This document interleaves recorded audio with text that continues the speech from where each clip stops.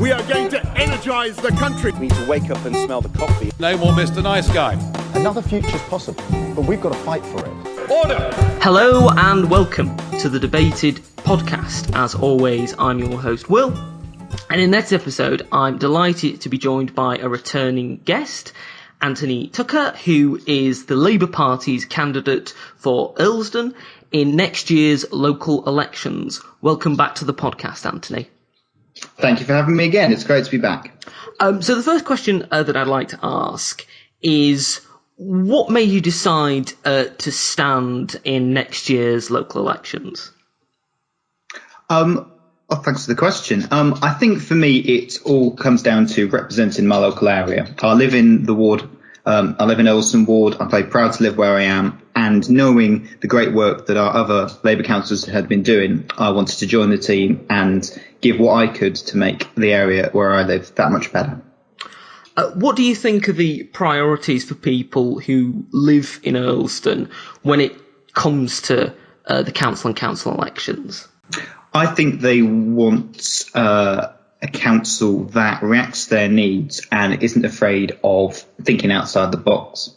We have seen the reaction to the climate emergency has elicited an awful lot of activism from within Coventry and indeed within Earlsdon ward.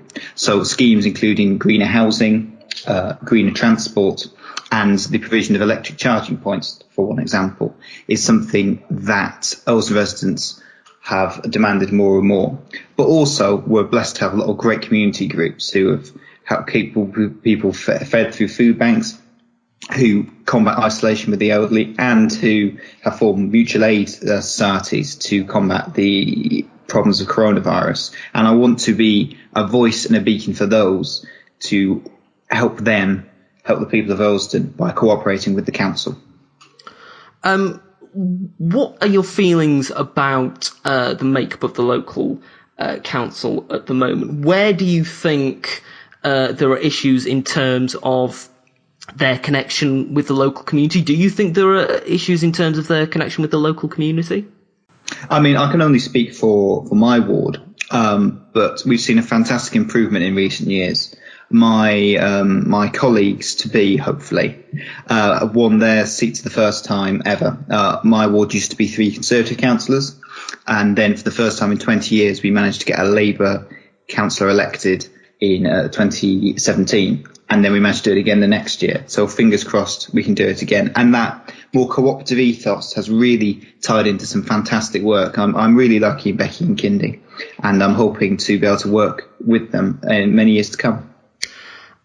Now, of course, as you mentioned, there has been, in the past couple of years, a great deal of success for the Labour Party in your particular part of Warwickshire. Why do you think that there has been this change in support and this renewed support for the Labour Party in the Earlsdon area and around it?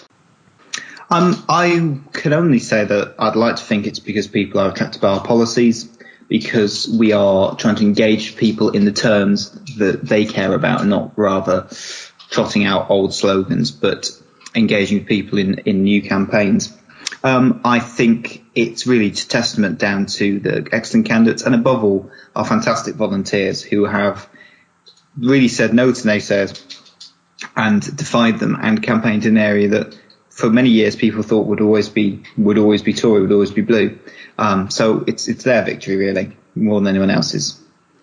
Now, two of the issues that have perhaps dogged the Labour Party in the last few years have been accusations of anti-Semitism in the Labour Party, and more recently as well, transphobia in the Labour Party. How well do you think the Labour Party has dealt with these issues, and how would you ensure, if elected, that you would be able to ensure that these issues were dealt with properly? Thank you. Yeah, no, I have absolutely zero time for anti-Semitism or transphobia, or those who would seek to deny its poisonous influence in our politics. I think from talking to my friends who are in the Jewish Labour movement that they're encouraged by the steps Keir has taken so far in expelling anti-Semites, in dealing with the culture that has taken root in certain parts of the party. More can always be done, but there's been a positive reaction so far, and all I can say is I'm willing to play my part in ensuring that the Labour Party has the stain of anti-Semitism removed for it forever and for good. As far as transphobia is concerned, this is something that I have to think about a lot when talking to the trans members of LGBT Labour West Midlands, of which I am one of the co-chairs, and it is profoundly worrying that what started as essentially a fringe movement in the start of the last decade has now ballooned into a fundamental attack on trans rights. I'm proud that the party has, and indeed recommitted to this week, reform of the Gender Reform Act. I'm profoundly disappointed in what the government is doing in not merely in denying trans people the reforms they have asked for, but also in attempting to play different parts of the LGBT community off against each other. I think there is still plenty more we can do to tackle transphobia in the party, and I have no time for those who seek to deny it. But I'm always hopeful for the future. LGBT Labour stands entirely behind the trans community. I'm proud that we're led by an exceptional trans woman who's dealt with a vast amount of flack on this very issue, and I'm hopeful for the future. That's going to require engagement with all parties and, above all, action. Now, of course, we've mentioned coronavirus, and the local elections have, of course, been delayed. They were meant to take place this year. They're taking place next year because of coronavirus.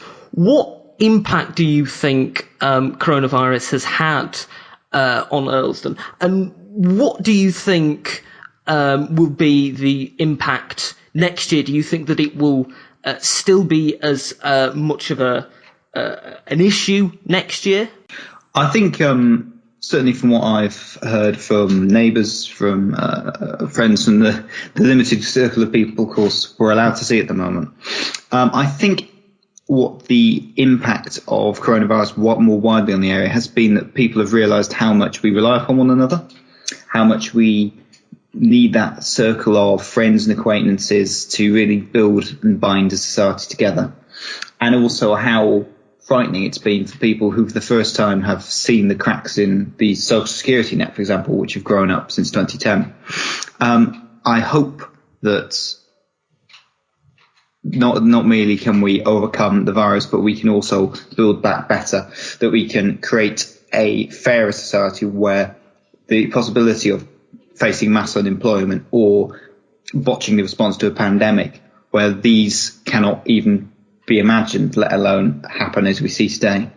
How do you think the government has dealt with the response to the coronavirus? Do you think that they have reacted poorly? What are your thoughts? I think I'd split this into two parts. There's communications and there's actions. I think the initial advice, stay home, protect the NHS, that was a clear message. But since that was released must have been May time, we've seen a real lack of clear communication. Too often, different areas have been told different messages. We were all told to stay in our homes, then we were all told to go to the pub, and now we're all being told to stay in our homes again. And I think it's that confusion which is wearing down people's patience. And that sounds trivial, but of course it's dangerous. If people are not prepared to go through with the viral control measures we need, then the virus will not be under control. So I think there's been a real lack of communication over the last few months, and certainly a lack of clear communication. In terms of actual actions, I think that a lot of what the government has done has been necessary, but it's often been implemented badly with no reference to local leadership. The way some northern councils and indeed councils in the Midlands saw on the front page of the Times today what was happening to their areas before they'd even been told speaks volumes of how badly coordinated a lot of the actions have been. I think we were too slow off the mark in January. We should have been making preparations then instead of in March, which is when Boris Johnson chaired his first COBRA meeting. And I think, sadly, it's to be told out in the number of cases, the number of deaths our country has seen in comparison with comparable European nations or countries like New Zealand. Now, the government have criticised the Labour Party in terms of their response for perhaps being too much pointing out errors in hindsight and this kind of thing. What is your reaction to that? Do you think that the Labour Party's response has been helpful? They've given the right response? I think throughout this we've tried to take the mature response that the seriousness of this emergency requires. It's not been a question of scoring points, rather saying that, yes, we share the government's ambition that we get the virus under control and we save lives. I think anybody would agree with that. But at the same time, as the opposition in a democracy, it is our duty to point out when the government is getting things wrong, when measures aren't working, or when, like I said, messages are being badly communicated. I'm glad that, while I'm sure it's frustrating for many people who want to see us constantly rip into the Tories about everything, that we've chosen our battles, we've raised the important points about controlling the virus, and above all, we've kept conquering the pandemic in the forethought of our minds rather than scoring political points at every opportunity.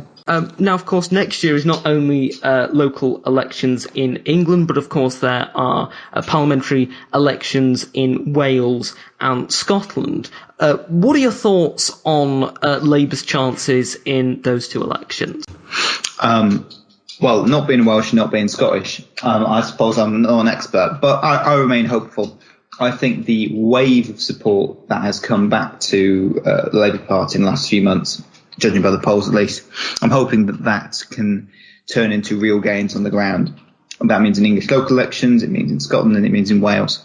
If that doesn't happen, then it's for Scottish Labour and for Welsh Labour to examine what goes wrong. But we have some absolutely fantastic campaigners and some brilliant candidates in Wales and Scotland and across the whole UK. So I remain very optimistic. Do you think that, in terms of the next general election, that Labour's pathway back to power is going to be very much through Scottish seats and those seats that are made up the so-called red wall, or do you think that Labour perhaps needs to turn its attention to other areas that it perhaps hasn't been as prominent in, like the Southwest? I mean, I always believe that there is nowhere that's unwinnable for us.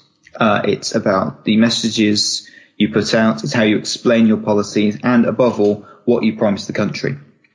I don't think that this idea that Scotland is lost forever is true. This isn't. This is something that people like to say, but I don't think it's got any basis. This idea that red wall seats are lost forever is also a nonsense. If you look at where we were in, say, 1983 or 1987, and then compare the sort of places we were winning in 1997, it's transformative. And that's the kind of massive gains we're going to need to go from 203 seats to 350, 360 seats we need to govern. It's an absolute massive challenge. It's a historic challenge, but it's one I think we can make. Now, of course, next year we will also be seeing more of the effects of Brexit, and it's looking like we're going to leave the European Union without a trade deal between the UK and the EU. What are your concerns about that for Earlsdon and the West Midlands in general?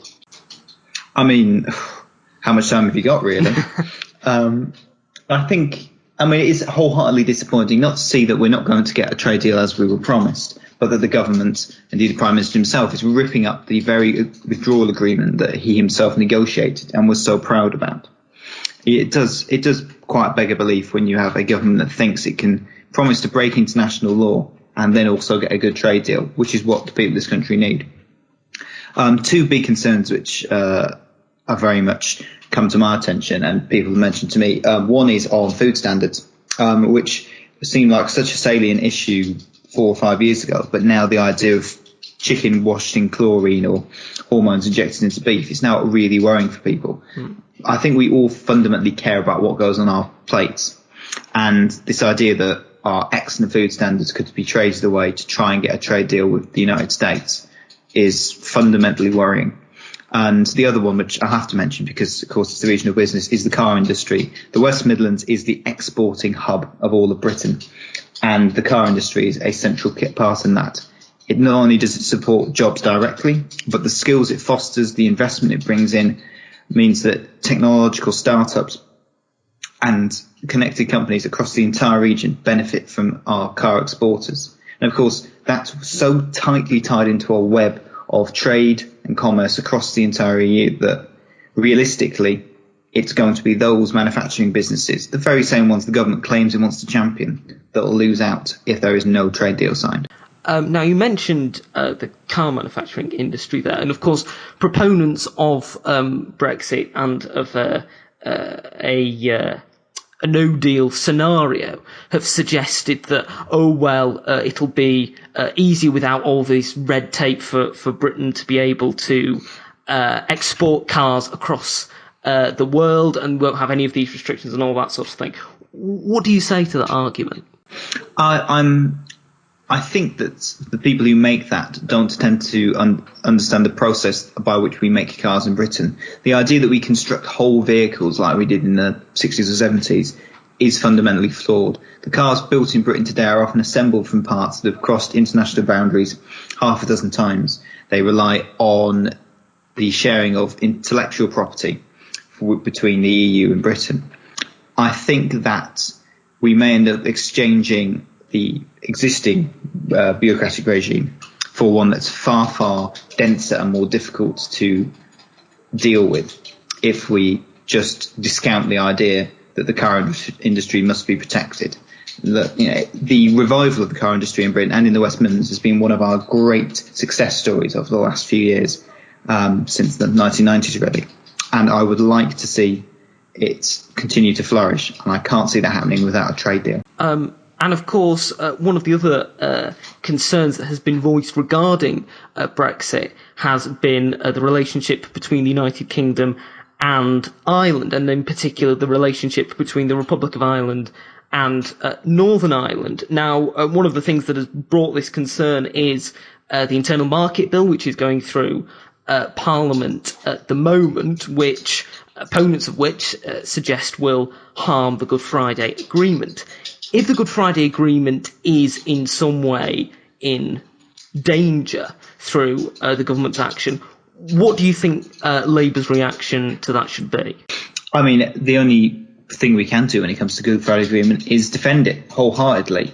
It has been the Keystone 2 piece. It's what's made the Troubles for likes of you and me something that's historical, not in the news every single day, as it was for our parents. No, I'm so proud that the Good Friday Agreement was signed by a Labour government, that Mo Mowlam put her name to it and has brought a far, far more peaceful presence to the island of Ireland and communities in Northern Ireland specifically.